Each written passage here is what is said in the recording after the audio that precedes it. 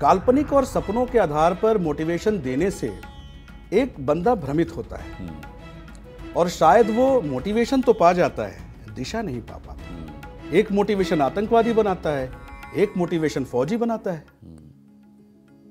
क्या दोनों के बीच का फर्क? उनके डायरेक्शंस का, उनका आइडियल क्या है, उद्देश्य क्या है जीवन का। जीके सर, लोग ये भी कमेंट करके पूछ रहे हैं कि जीके सर क्या हैं, गुरु हैं या फिर एक मोटिवेशनल स्पीकर हैं, कैसे लिया जाए आपको? ये दोनों ही बड़ी भारी चीजें हैं और मैं ये दोनों ही नहीं हूं, पर कोई किसी को कैसे लेता है ये उस पर निर्भर करता है। आपकी श्रद्धा, आपका विश्वास, आपको किसकी कौन सी बातें अच्छी लगती हैं, कौन सी बातें आपको प्रेरणा देती हैं। अगर मेरी बातें आपको प्रेरणा देती हैं तो निश्चित मैं मोटिवेशनल हूं आपके लिए। अगर मेरी बातों से आपको आध्यात्म की प्रेरणा मिलती है तो आप मुझे आध्यात्मिक प्रेरक मान सकते हैं। पर मैं कहूं कि मैं गुरु हूं, मोटिवेशनल स्पीकर हूं या मैं क्या हूं, ऐसा कुछ नहीं है। मैं दोस्त हूं आपका, मैं एक एक्सप्लोरर हूं, मैं अपनी लाइफ को खुद एक्सप्लोर कर रहा हूं और जो मेरे खुद के अनुभव हैं वो मैं कोशिश करता हूं आपसे और सबसे बांटने की। मोटिवेशनल स्पीकर पर मैंने सवाल इसलिए भी पूछा क्योंकि आजकल जहां देखिए मोटिवेशनल स्पीकर्स की भीड़ है, अपने अपने अंदाज की वजह से फेमस है, कोई अपने बात की वजह से फेमस है। क्या इनको फॉलो करना चाहिए? क्या ये वाकई में जीवन की राह बदलने में सक्षम हैं?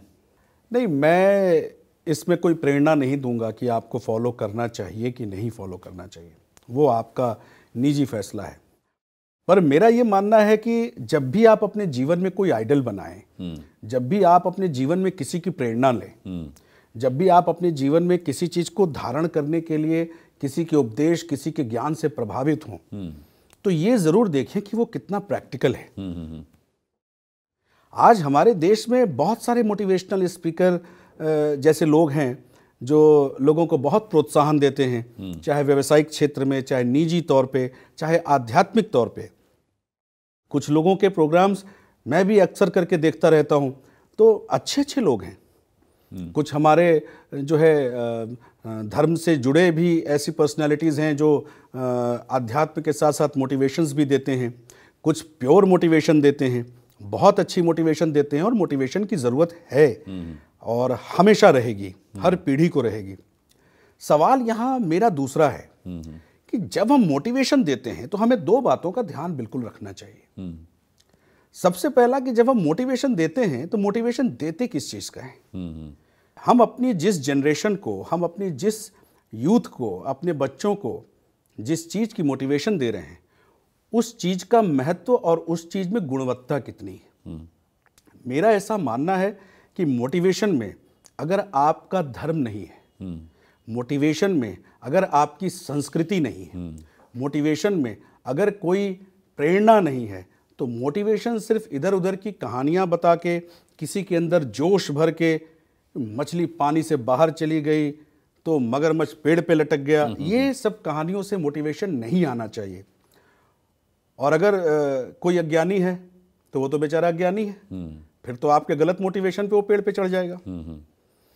तो मोटिवेशन में एक तो ये आध्यात्म होना बहुत इंपॉर्टेंट है, ऐसा मैं मानता हूँ, क्योंकि वैसे भी हमारी नई जनरेशन अपने आध्यात्म से थोड़ी पीछे है।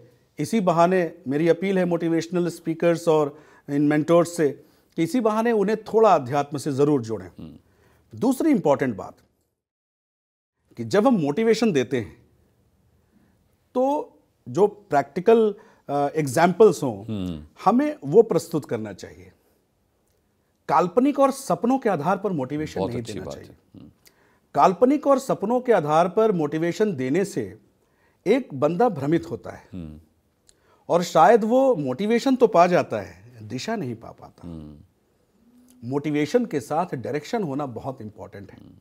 ये मोटिवेशन ही तो है, एक मोटिवेशन आतंकवादी बनाता है, एक मोटिवेशन फौजी बनाता है क्या दोनों के बीच का फर्क? उनके डायरेक्शंस का, उनका आइडियल क्या है, उद्देश्य क्या है जीवन का, उनकी चाहत क्या है। मोटिवेशन उसके लिए जरूरी है। सही दिशा सही दशा तय करती है। बिल्कुल।